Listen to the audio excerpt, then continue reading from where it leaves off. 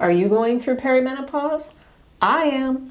My name is Kristen Pierce, and I coach people through stuck parts of their lives. And let me tell you, perimenopause, menopause, and midlife in general often lead to stuckness. So let's talk about the insights that I have had relating to perimenopause. Okay, and this is our model today. Her name is Martha. She will be helping me demonstrate some of the things that might come up for you in perimenopause. Number one, your hormones are changing. Okay, so when your hormones are changing, what does that mean? It means that you're going back to a place of before puberty, when you didn't have so much estrogen and progesterone. And when your hormones change, every single piece and part of your body also has to change. Where I first noticed the change in me was my hair. My hair used to be nice and soft, and it got brittle and dry. It happened just over a period of a few months, and it started to fall out. It was very frustrating, and I had to take a look at the types of stress in my life, my supplements, and my diet to begin at least keeping some of my hair. But the brittleness, the dryness, that has not changed. And then my nerves have become more sensitive. So what didn't used to bother me about, let's say, the person I live with, bothers me more now. And I'm also more sensitive to aches and pains. Skin. Oh yes, skin. That's dry skin. My skin has gotten more dry, less stretchy. That is a normal response for having fewer hormones.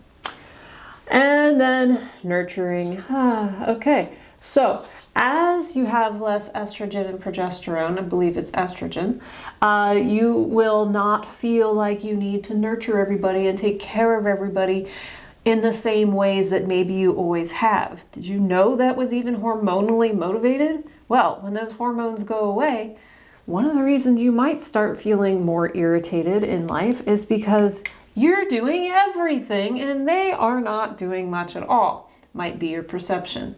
Yeah, that's what happens when the hormones start going away, is you start saying, why am I doing this? Who do I want to be now?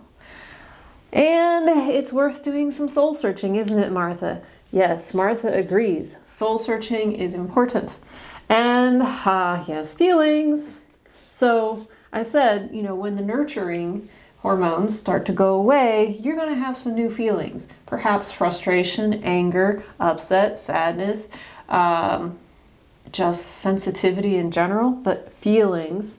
And when those feelings get bigger, you might find that you have more to say. And that's normal, because feelings are often needing to be expressed, or you might find that you are going to do something different. We'll bend her knees. There we go. Thank you, Martha.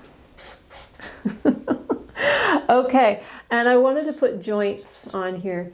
Joints get inflamed easier, and you might find one common ailment in perimenopause and menopause years is frozen shoulder.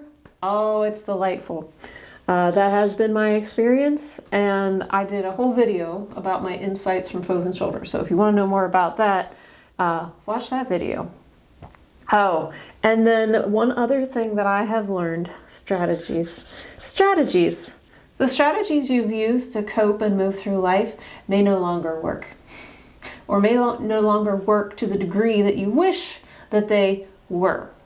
I was someone who I thought I was great at processing my feelings and staying active and taking care of my diet. Well, turns out when your hormones change, your diet also needs to shift. Your movement routine also needs to shift. How you handle stress needs to shift. And part of that is because you're more sensitive and you have more feelings. And it's not a matter of just doing the stretches and the breathing anymore. It begins, I might need to have different kinds of conversations with myself and with others to set boundaries so that I can feel better ultimately. So these are my perimenopause insights. Thank you for joining me today.